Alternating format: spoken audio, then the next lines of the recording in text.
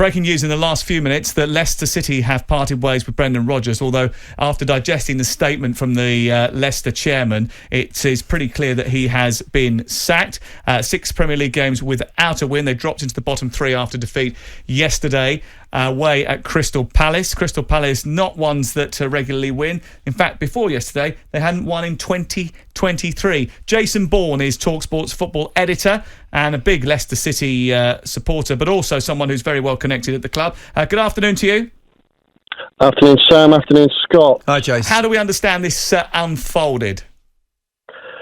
Well, I believe talks have taken place between the board, the owners, and Brendan Rodgers this morning, and an agreement to come into place for his mutual departure. Now, things have been growing ever more, I would say, with increasing alarming measures at the football clubs, considering the form over recent weeks. No wins since that Spurs game back in February at the King Power Stadium, a 4-1 win.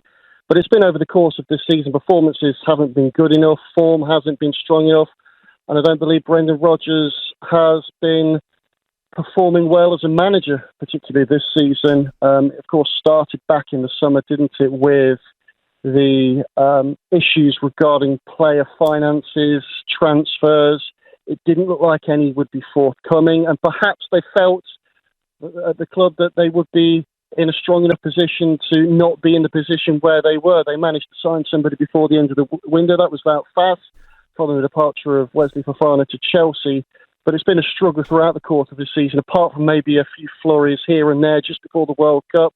Remember, there's been no clean sheets since before the World Cup, that West Ham game just before the tournament in Qatar started. But it's been a mess throughout this season. And I think Brendan Rodgers is rightly culpable for that at this point.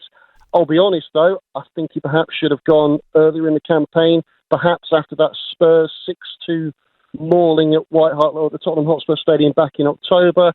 But I think at this point in time, it's the right decision. But a lot of fans will ask, is it too late? Well, the data would suggest at this stage of the season, if you replace a manager, it makes very little difference. That's going back a few years historically. It's something we talked about on the Game Day podcast earlier this week. Jason, thank you very much for joining us.